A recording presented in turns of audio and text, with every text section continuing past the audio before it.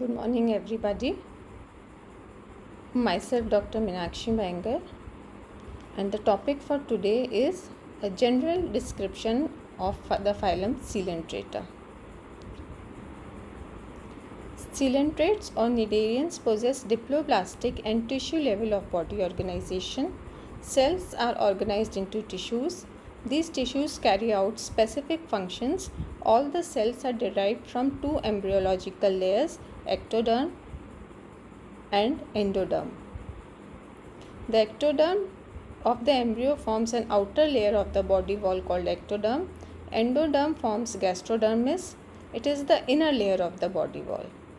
A jelly-like layer is present between the epidermis and gastrodermis called mesoglea. Cells are present in the middle layer of some cnidarians, but these cells have their origin in the epidermis or gastrodermis. Cells of the epidermis and gastrodermis differentiate into a number of cell types. These cells are used for protection, food gathering, coordination, movement, digestion, and absorption. Specialized types of nematocyst or stinging cells are present in the phylum Coelenterata, giving the name Cnidaria to this phylum. Nematocysts are characteristic of the phylum Cnidaria. They are produced by special cells called cnidocytes. Cnidocytes are epidermal or gastrodermal cells. Nematocysts are used for attachment, defense, and feeding. Nematocysts contain a fluid-filled intracellular capsule. It encloses a coiled hollow tube. A lid-like operculum covers the capsule at one end. The cnidocytes have a modified cilium, the cnidocele, which is stimulated and opens the operculum. A coiled tubule is discharged from nematocyst. This tube hits the prey and paralyzes it. There are 30 kinds of nematocysts. 6 or more kinds of nematocysts may be present in one individual. Some of these are nematocysts with a long tube arm with spines. These nematocysts are used for food gathering and defense. They discharge their tube and penetrate the prey.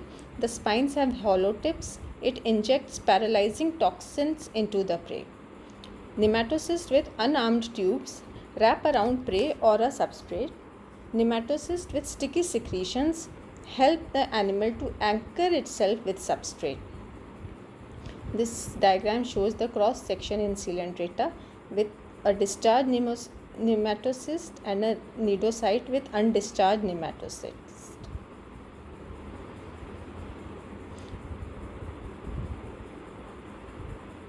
Epidermis, mesoglea, gastrodermis are visible in this diagram.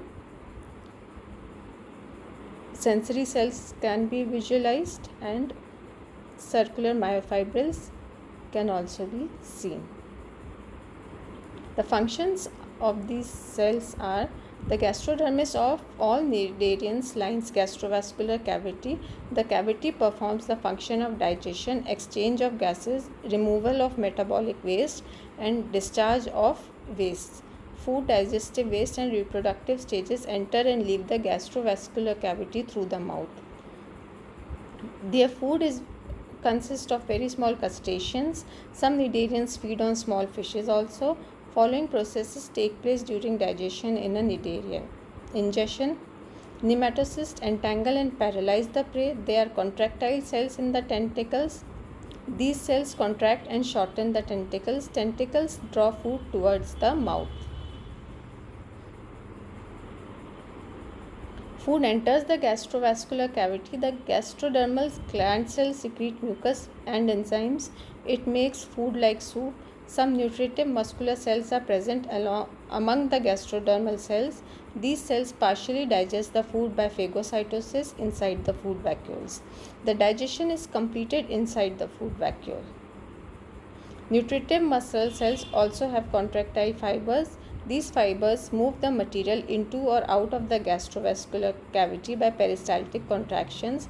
Ring-like contractions move along the body wall during peristalsis. It pushes contents of the gastrovascular cavity and expels undigested material through the mouth.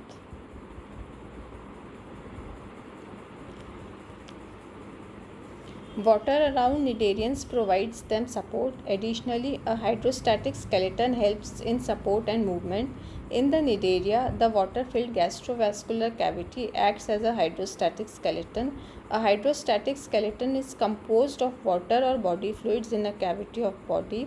The contractile elements of the body wall act against this hydrostatic skeleton. Some epitheliomuscular cells of the body wall are contractile. They help in movement. The polyp closes its mouth and contracts longitudinal epitheliomuscular cells on one side of the body. The polyp bends towards that side. Now these cells contract while the mouth is open. Thus water escapes from the gastrovascular cavity. Therefore the polyp collapses. Contraction of circular epitheliomuscular cells causes constriction of a part of the body. The mouth is closed and water in the gastrovascular cavity is compressed. Therefore the polyp elongates. Locomotion of polyp. Polyps use different types of locomotion. They may move somersaulting. They somersault from base to tentacles and from tentacles to base again, or they move in an inchworm fashion. They use their base and tentacles as point of attachment. Polyps attach at their base or walk on their tentacles. They may also glide very slowly along a substrate. Locomotion of medusae takes place by swimming and floating. Water currents and winds are responsible for most horizontal movements. Vertical movements occur by swimming. Contractions of circular and radial epitheliomuscular cells produce rhythmic pulsations of the bell. It drives water from beneath the bell and propels the medusa through the water. The cnidarian nerve cells are the most primitive nervous elements in the animal kingdom. The zoologists are studying the evolution of animal nervous system by the study of these cells. Nerve cells are located below the epidermis near the mesoglea. They interconnect to form a two-dimensional nerve net. This net conducts nerve impulses around the body. The response is localized. The spreading of nerve impulse over the body depends on stimulus strength. For example, the polyp withdraws its tentacles in response to a weak stimulus, but it withdraws entire polyps in response to strong stimulus. Sensory structures of cnidarians are distributed throughout the body. These receptors are used for receiving the stimulus of touch and certain chemicals. More specialized receptors are located at specific sites on a polyp or medusa.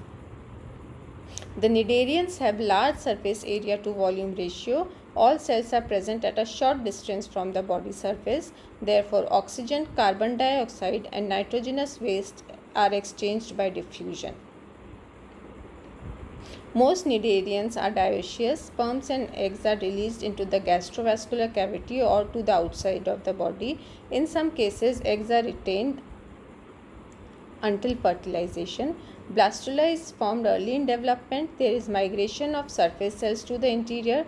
The cavity of embryo is filled with these cells. These cells form the gastrodermis.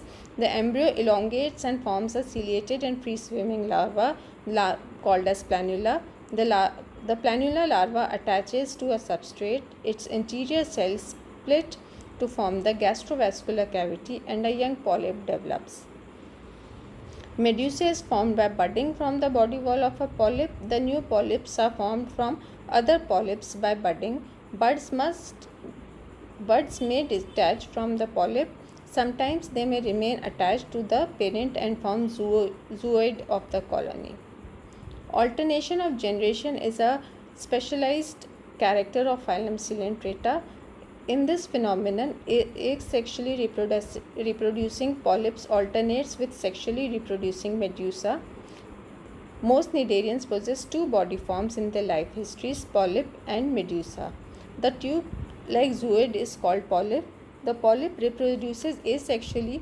It is sessile and attaches to a substrate at the aboral end. It has a cylindrical body called the column. Its mouth is surrounded by food-gathering tentacles. The umbrella-like zooid is called medusa. The medusa is dioecious and free-swimming. Its shape is like an inverted bowl. The tentacles hang from its margins. The mouth opening is centrally located at lower side. The medusa swims by medusa then in a polyp. It gives the medusa a jelly-like appearance. This diagram shows the structure of a polyp and a medusa.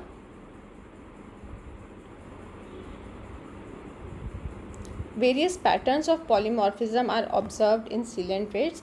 They can be dimorphic, trimorphic, or polymorphic.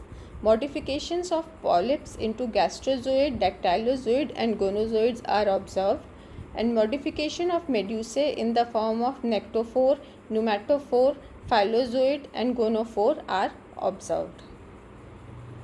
Thank you.